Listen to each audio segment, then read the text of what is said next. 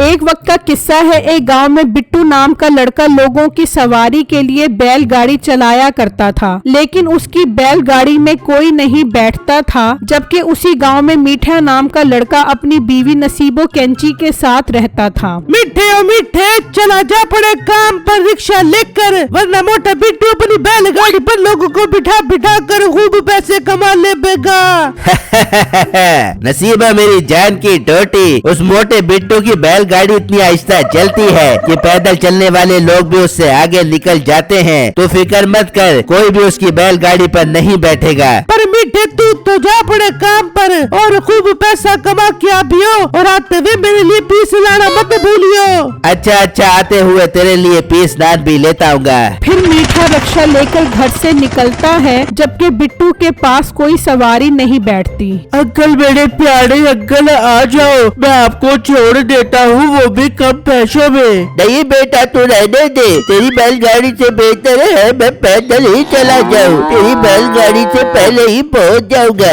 इतने में मीठा वहाँ पहुँच जाता है। चाचा जी इधर आ जाओ, मैं छोड़ देता हूँ। बेटा कितने पैसे लेगा साथ वाले गाँव जाने के लिए? चाचा जी सिर्फ और सिर्फ 100 रुपए दे देना। ठीक है बेटा, ले चल। फिर मीठा उस आदमी को रिक्शे पर ले जाता है, जबकि बिट्टू बहुत उदास हो जाता है। हाय मेरे अल्लाह, मैं क्या करूँ? कोई भी मेरी बैलगाड़ी पर नहीं बैठ रहा। अगर इसी तरह चलता रहा तो मैं तो भूख से मर जाऊंगा। फिर बिट्टू घर आ जाता है। बिट्टू जी, क्या हुआ? आप इतनी जल्दी क्यों घर आ गए? बेगम, वहाँ खड़े होकर भी क्या करना, लोग मेरी बैलगाड़ी पर बैठते ही नहीं है, सब लोग मीठे भाई के रिक्शे पर बैठते हैं। तो बिट्टू जी, आप एक काम करें, इस बैलगाड़ी को बेचकर ऑटो रिक्शा ले ले। बेगम खबरदार, जो आइंदा के बाद इस बैल को बेचने की बात की तो मैं इस बैल से बहुत प्यार करता हूँ। अच्छा बिट्टू, आप नाराज मत हो। फिर एक काम करे, सेठ साहब से उधार पैसे पकड़ ले, फिर रिक्शा खरीद कर उससे पैसे कमाए और सेठ साहब का उधार भी उतार दे। हाँ बेगम, ये तो आपने बहुत अच्छी बात की है, मैं जाता हूँ सेठ साहब के पास। फिर बिट्टू घर से निकलता है और सेठ साहब के पास जा रहा होता है, तो रास्ते में उसे मीठा मिल जाता है। बिट्टू पैदल किधर जा रहा है? चल, तुझे अकल तो आ गई कि बैलगाड़ी पर जाने से बेहतर है बंदा पैदल ही चल पड़े। उड़ा लो मीठे भाई, मेरा मजाक उड़ा लो, बड़ा बहुत हो गया। देखना, मैं भी रिक्शा लूंगा और खूब पैसे कमाऊंगा। पर मोटे पेट वाले गैडे, तू इतने पैसे कहाँ से लेकर आएगा? मैं जा रहा हूँ सेठ साहब से उधार पैसे लेने, उन पैसों से मैं रिक्शा लूंगा। अच्छा, मैं चलता हूँ। ये कहकर बिट्टू वहाँ से चला जाता है और मीठा सोचने लगता है, यार अगर इसने रिक्शा ले लिया तो ये तो मेरे ग्राहक खराब करेगा। मैं एक काम करता हूँ, जोनी के पास जाता हूँ। फिर मीठा वहाँ से निकलता है, जबकि दूसरी तरफ बिट्टू सेठ साहब के पास पहुँच जाता है। सेठ साहब, मुझे आपसे एक बहुत जरूरी काम है। हाँ बिट्टू, क्या काम है? सेठ साहब, आपको मालूम है कि मैं इस गांव में बैलगाड़ी चलाता हूँ, लेकिन कोई भी मेरी बैलगाड़ी पर नहीं बैठता। बिट्टू वो सब छोड़ो, काम की बात करो। मेरे पास कैसे आना हुआ? वो सेठ साहब, मुझे आपसे उधार पैसे चाहिए, मैंने उन पैसों से रिक्शा खरीदना है। जबकि मीठा जोनी के पास आता है। जोनी यार, तुझसे काम पड़ गया है, लेकिन वो काम तेरे ही फायदे का है। पर मीठे, काम तो बता, क्यों पहेलियां बुझवा रहा है? फिर मीठा उसे सारी बात बताता है। ये सुनकर जॉनी खुश हो जाता है। वाह बेटे, तेरी ये बात सुनकर तो मजा ही आ गया। अब देख मैं उस बिट्टू से कैसे पैसे छीनता हूँ। बस जोनी, तो उससे पैसे छीन कर खुद ही रख ली, ताकि वो मोटा बिट्टू रिक्शा ही ना खरीद सके। बेटे तू बेफिक्र हो जा, मैं जाता हूँ अपने दोस्त के साथ उससे पैसे छीनने। फिर जॉनी वहाँ से निकलता है, जबकि सेठ साहब बिट्टू से कुछ शर्तें रखता है। सेठ साहब, मुझे पूरी उम्मीद है इन शर्तों की नौबत नहीं आएगी, मैं आपके पैसे टाइम पर ही दे दिया करूँगा। ठीक है बिट्टू, जाओ मुझे मेरी अलमारी से 1 लाख रुपए लेकर आओ। सेठ के घर के बाहर जॉनी और उसका दोस्त छुपे होते हैं। जॉनी, वो लड़का अभी तक आया नहीं, हमें और कितना इंतजार करना पड़ेगा।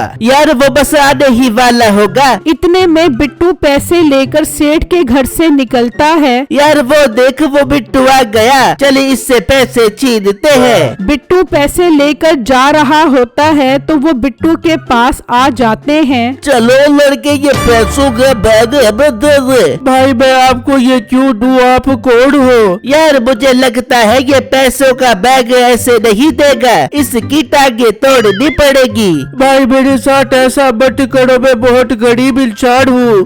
तुझे गरीब हमने किया है, चल शाबाश ये बैग दे। बिट्टू डर जाता है और वो बैग दे देता है और वो चोर बैग लेकर चले जाते हैं। इस तरह कुछ दिन गुजर जाते हैं तो सेठ बिट्टू के घर आ जाता है। बिट्टू तुमने बहुत दिनों से पैसे नहीं दिए, इसलिए मुझे खुद ही आना पड़ा। वो सेठ साहब मेरे साथ बहुत बुरा हुआ है, मैंने जो पैसे आपसे उधार लिए थे वो चोर मुझसे छीन कर ले गए। बिट्टू मुझे कोई बहाना नहीं सुनना, तुमने अपनी शर्तें पूरी नहीं की एक भी, मुझे तुम्हारी बैलगाड़ी लेकर जाना पड़ेगी। नहीं नहीं सेठ साहब, आप ऐसा मत करें, मैं इस बैल से बहुत प्यार करता हूँ। आप मुझे एक हफ्ते का टाइम दे दे, मैं थोड़े थोड़े करके आपके सारे उधार वाले पैसे उतार दूंगा।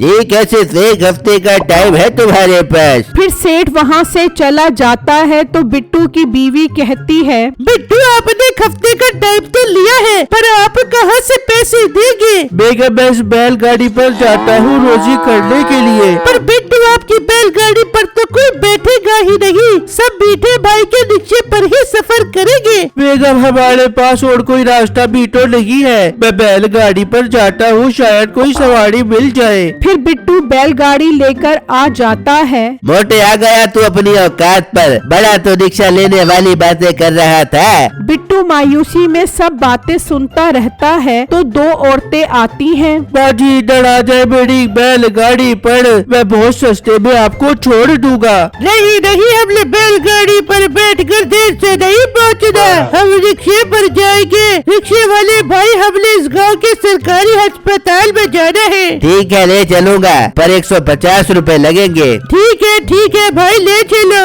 फिर मीठा उनको वहाँ से ले जाता है। यार मेरे यहाँ खड़े होने का कोई फायदा नहीं है, कोई भी मेरी बैलगाड़ी पर नहीं बैठेगा। फिर बिट्टू वहाँ से चल पड़ता है और एक जगह से गुजरता है तो उसे जमीन पर गोल्डन कलर की घास नजर आती है। यार ये तो अजीब सी घास है, लेकिन इस घास से मेरे बैल का पेट तो बढ़ ही जाएगा। फिर बिट्टू घास उठाता है और अपने बैल को खिलाने लग जाता है। खा खा मेरे बैल, पेट भरकर खा। फिर बिट्टू घास खिलाकर बैलगाड़ी पर बैठ जाता है। चल मेरे बैल अब घर चल। तो बैल बहुत तेज भागता है और 1 मिनट में ही घर पहुंचा देता है। यार ये तो कमाल हो गया, मेरे बैल तो अब गोली की स्पीड से भागता है। लगता है वो घास कोई जादुई घास थी, जिसकी वजह से मेरे बैल में घोड़े की सी ताकत आ गई। अब मजा आएगा।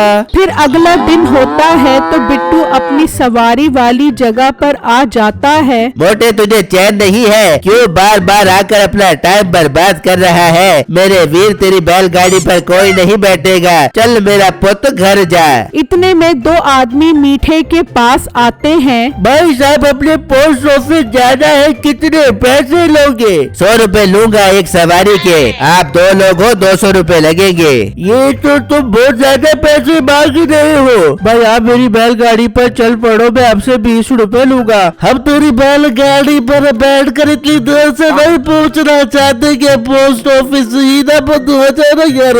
भाई आपको इस रिक्शे से जल्दी पहुंचा दूंगा, अगर ना पहुंचा सका तो आप 1 रुपया भी मत देना। चल यार एक काम करते हैं, मैं इस बैलगाड़ी पर बैठ जाता हूँ और तू रिक्शे पर आ जा, इस तरह हमारे 120 रुपए लगेंगे। फिर एक आदमी रिक्शे में बैठ जाता है और एक बैलगाड़ी में। फिर मीठा सवारी लेकर चला जाता है। चल बैलगाड़ी वाले चल, अब तुझे वैसे भी बहुत टाइम लगेगा पहुँचने में। नहीं भाई टाइम नहीं लगेगा, अब देखो मेरी बैलगाड़ी का कमाल। चल मेरे बैल चल। फिर बिट्टू का बैल बहुत तेज भागता है और मीठा पीछे ही रह जाता है। यार ये इसके बैल को क्या हो गया, तो इतना तेज भागने लग गया है। अब जॉनी के पास जाकर इस मसले का हल निकालना पड़ेगा। फिर मीठा जॉनी के पास आता है और उसे सारी बातें बताता है। मीठे तू फिक्र क्यों करता है, मैं आज रात ही अपने दोस्त के साथ जाकर उसकी बैल चोरी कर लेता हूँ। फिर रात होती है। जॉनी और उसका दोस्त बिट्टू के घर आते हैं और उसकी बैलगाड़ी पर बैठ जाते हैं। चल बैल निकल यहाँ से।